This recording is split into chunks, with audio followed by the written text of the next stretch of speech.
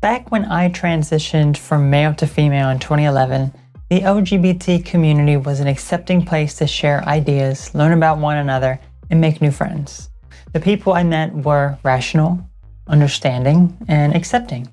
Transgender was something rare, and there was no one who actually identified as trans when I grew up, and I only met a handful of trans people when attending LGBT-related events.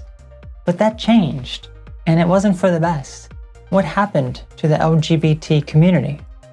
One of the first things I noticed was several people demanding and forcing letters be added onto the end of LGBT, with the acronym growing to LGBTQIA+. But it didn't stop there. These demands grew and have reached a level of absurdity that I cannot get behind. Transgender only makes up a fraction of a percent of the total population, yet has such a powerful voice to influence everyone else's lives. Why? I have no right to force someone, or society for that matter, to comply with my demands, yet that is what it seems to be happening, all for the sake of being more accepting and inclusive, right? I then started to notice the push for kids, younger and younger, to learn about the LGBT and transgender community. These are not things I learned when I was in school, and it's something that should stay out of school. But you have to teach the kids at younger age so they don't grow up racist, sexist, and homophobic, right? That is wrong. And it's just not right that kids are learning about someone such as myself when they have no right at such a young age. There is no reason a child under the age of 10 needs to know anything about sexuality, but that's what they're being taught. What about when a drag queen teaches children or performs for them when the child is young?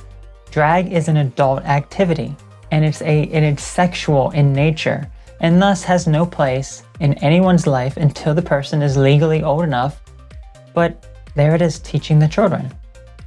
Is it accepting for a child to undergo hormone replacement therapy and surgery before they even hit puberty? Of course not, but it's happening. It should not be easy to transition. It should be the hardest thing you ever have to do in your entire life. But it's becoming easier and more accessible for younger and younger kids, even to the point of bypassing parental consent. In the media, there is an increase in LGBT people. There is nothing wrong with that, but we have to look at how they got there. If a casting director is specifically looking for LGBT people to make the show more diverse and inclusive, then by definition that is discrimination, because they are singling out someone because they are different. If I'm applying for a job, I want to be hired for my skills, not because I'm transgender, since the latter is discrimination. This reminds me of an interaction I had on social media several years ago. I posted an article about how the mask mandate was dropped for people of color, citing that it made no sense, and obviously had no scientific backing since viruses do not discriminate. Someone responded about how it made perfect sense since people of color are targeted for hate crimes and how the world is racist, and a bunch of other stuff that isn't grounded in reality. They proceeded to say that they get frightened whenever they see a black man walk past their car.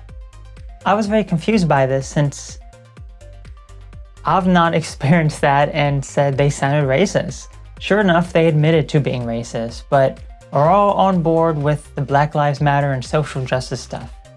The point I'm trying to make here is that the racist person recognizes their own racism and tries to overcome it by masking the problem, saying they are supportive of social justice and whatnot.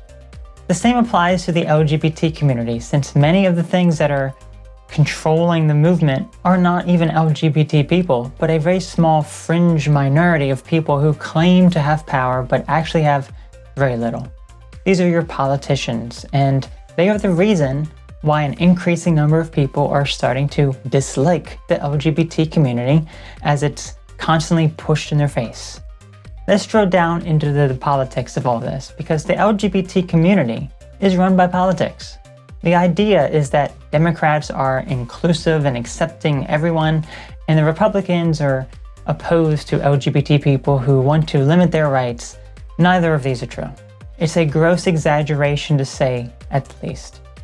Rather, both political parties just don't care about you.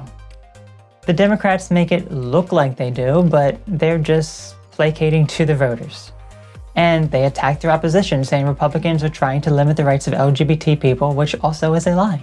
The Republicans may believe in a more conservative lifestyle and may oppose some of the ways the LGBT community lives their life, but they're not going to do anything to ban same-sex marriage or limit transgender healthcare or anything else. This is all talk to scare the person in the LGBT community to always vote Democrat, which, much like the Republicans, is an abysmal party that does nothing to help and only makes things worse. The LGBT community used to be an accepting community, but now seems like a cult where everyone has to think the same. If you have one opposing view, you are viciously attacked, labeled a bunch of names, and shunned. How did it get this way and why? Politics and brainwashing. Kids do not need to know about my way of life until after puberty, and it should come from their parents. They should not be exposed in any capacity to LGBT until this time, since sexuality is not on a child's mind. And lastly, politics need to stay out of our lives. Any politician that is all for social justice and making the world more inclusive are the ones that I know are the true racists, bigots, and homophobes, and will be avoiding at all costs since their words are only to get them votes. Let me know your thoughts. Have a great day.